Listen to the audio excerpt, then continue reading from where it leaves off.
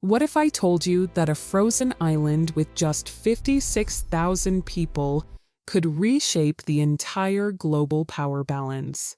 Today, we're diving into one of the most explosive geopolitical stories of 2026, President Trump's renewed push to acquire Greenland, and why this massive Arctic territory has become the center of a dangerous international standoff.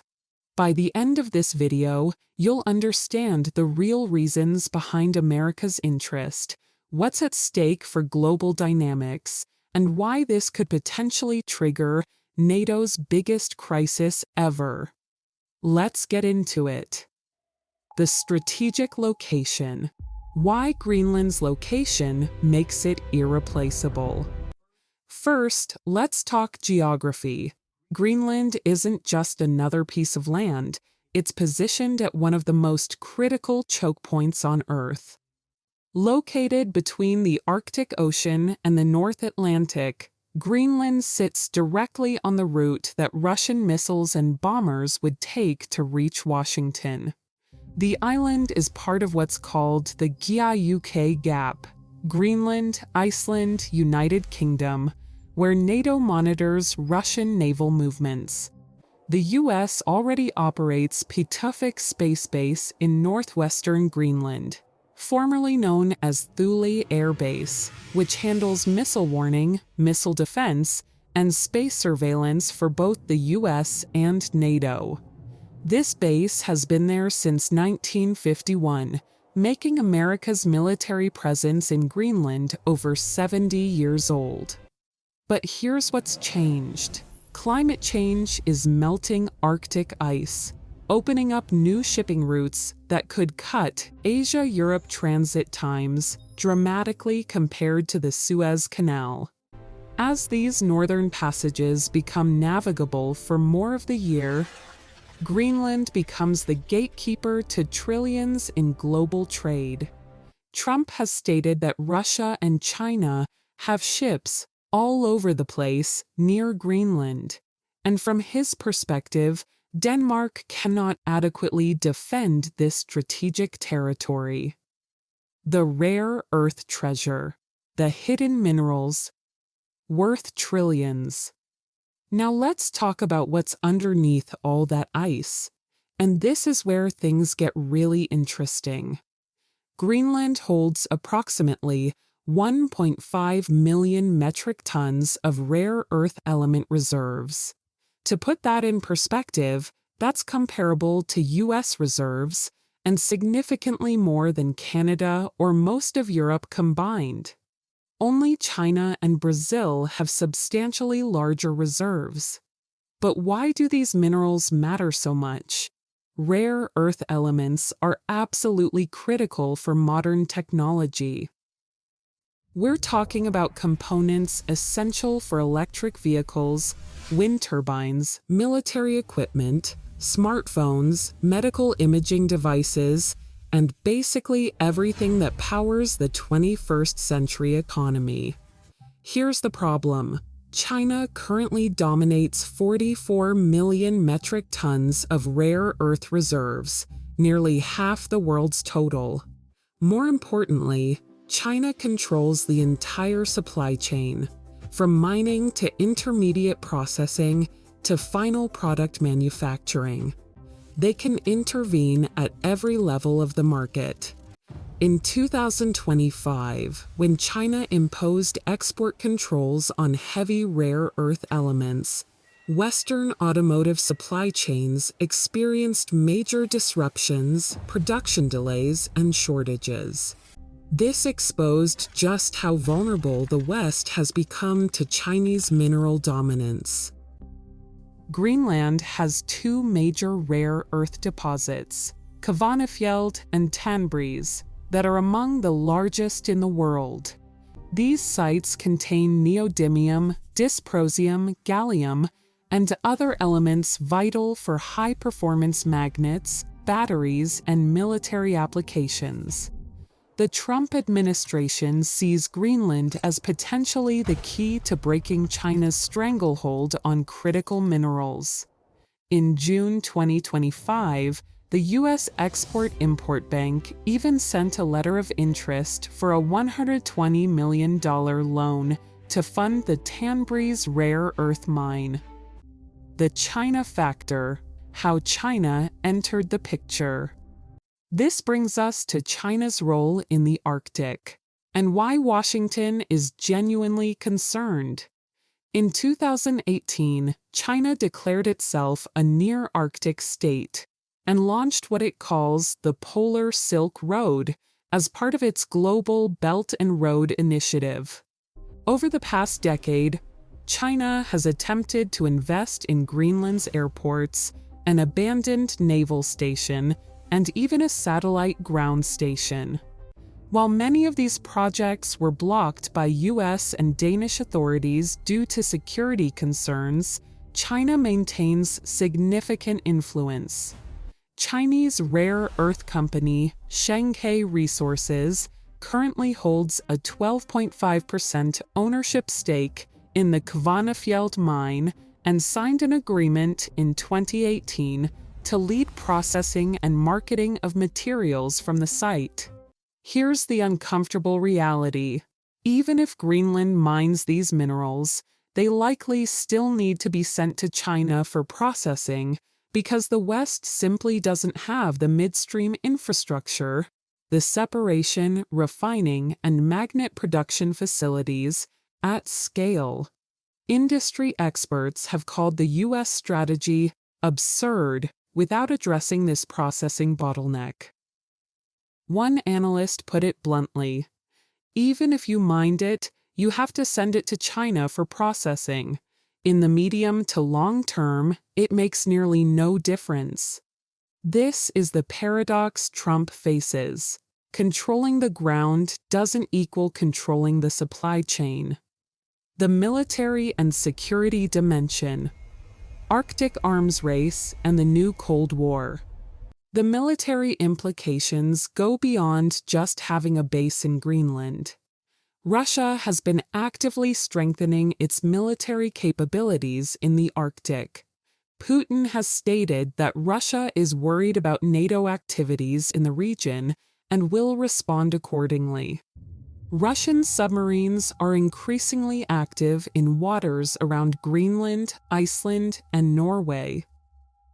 Trump's proposed Golden Dome missile defense system, a multi-billion-dollar initiative similar to Israel's Iron Dome, would need Greenland as a crucial staging ground.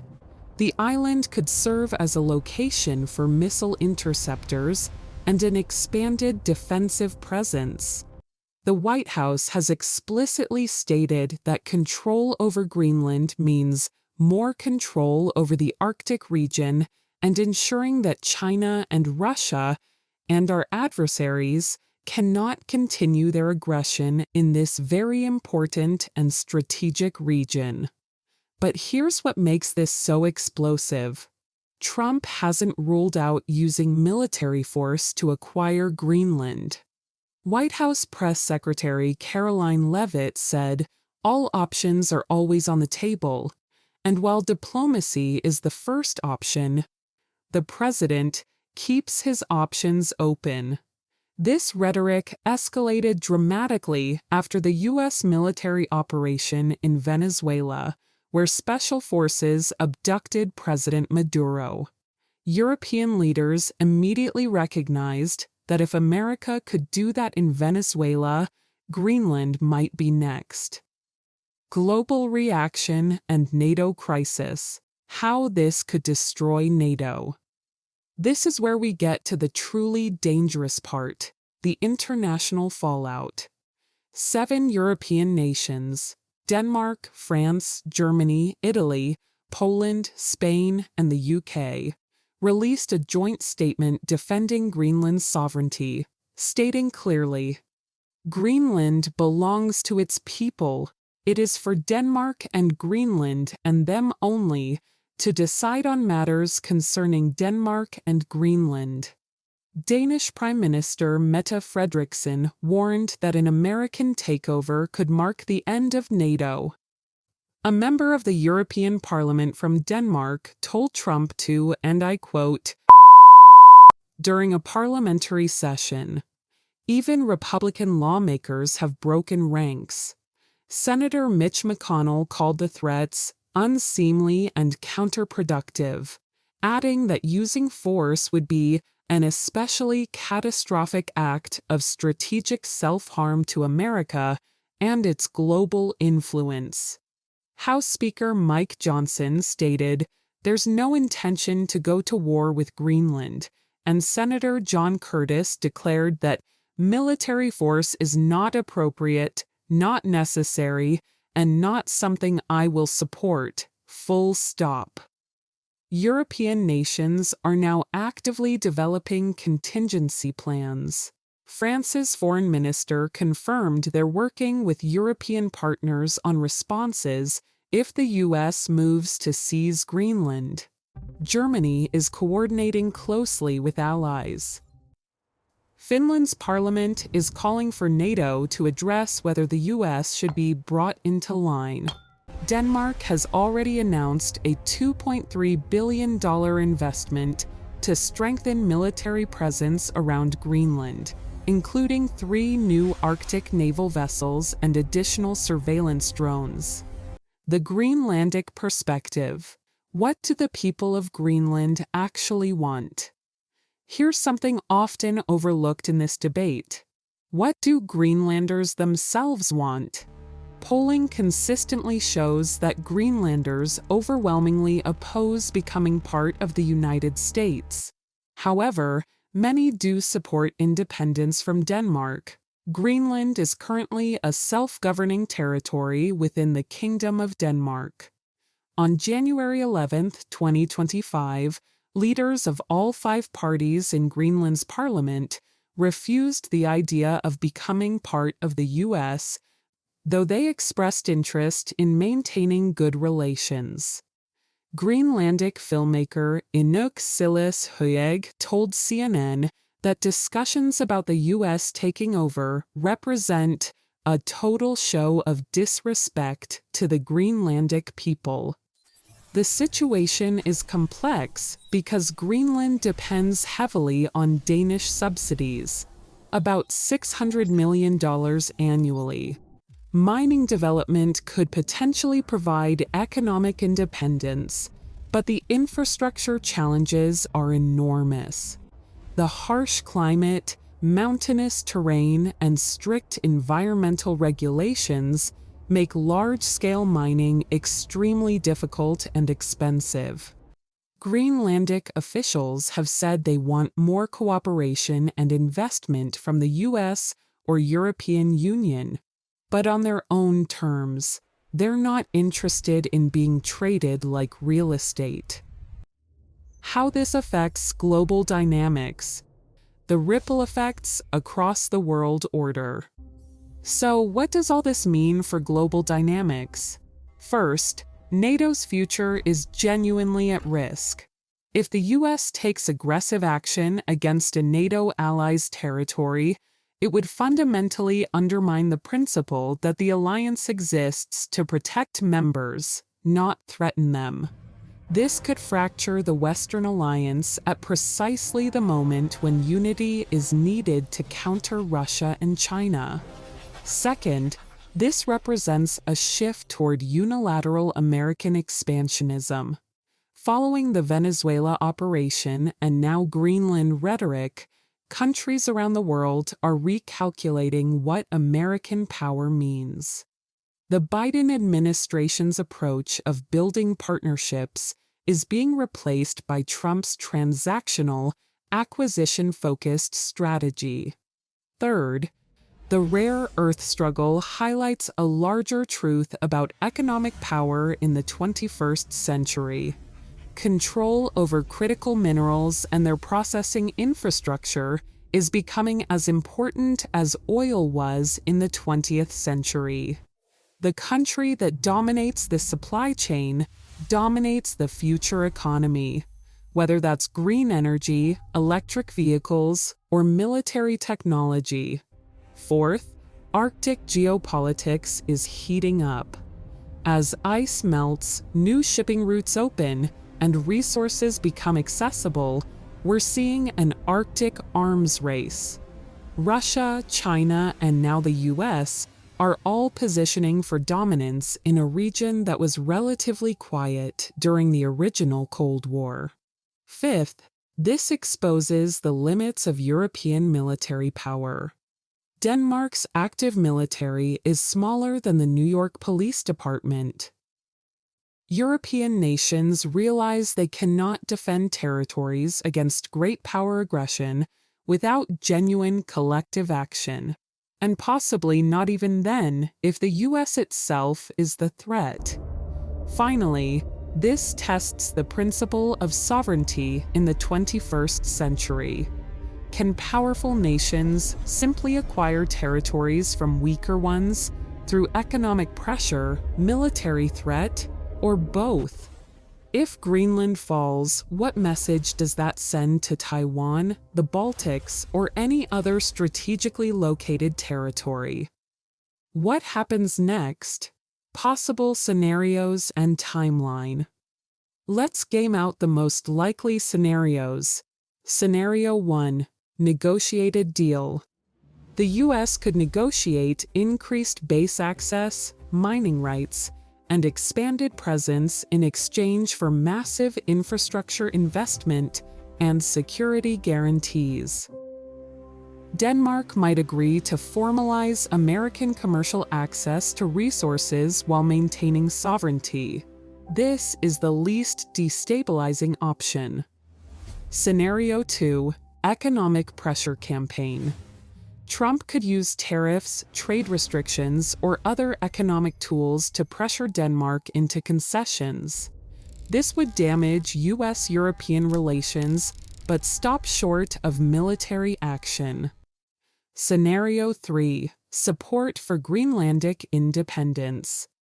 The US could back Greenland's independence movement, then immediately offer statehood or a special relationship. This circumvents Denmark, but still violates the principle of non-interference in allies' internal affairs. Scenario 4. Military intervention. The most catastrophic option: actual military seizure. This would end NATO, trigger massive sanctions from Europe, destroy American credibility globally, and potentially lead to broader conflict. Most analysts consider this unlikely, but Trump hasn't ruled it out. Scenario 5. Status quo plus. Nothing dramatic happens, but the US gradually expands its presence through existing agreements while investing more in Greenland's economy. Denmark increases its own military presence to demonstrate sovereignty. Secretary of State Marco Rubio is meeting with Danish and Greenlandic officials next week for urgent talks. What comes out of those meetings could determine which scenario unfolds. Conclusion. So why does the US want Greenland? It's not just one reason. It's a convergence of strategic location, critical minerals, Arctic competition, and a broader vision of American power. Greenland sits at the intersection of military strategy, economic resources, climate change, and great power competition. Trump sees it as essential to national security and economic independence from China. Europe sees it as a sovereignty issue that could destroy the Western alliance. Greenlanders see it as their homeland that shouldn't be traded like property. The next few months will determine whether this becomes a diplomatic resolution, an economic negotiation, or an unprecedented crisis that reshapes the global order. What do you think? Should the US pursue Greenland? Is this about genuine security concerns or territorial ambition? And how should Europe respond? Drop your thoughts in the comments below. If you found this valuable, hit that like button and subscribe for more geopolitical analysis. And check out my video on the Venezuela operation to understand the broader context of Trump's foreign policy strategy.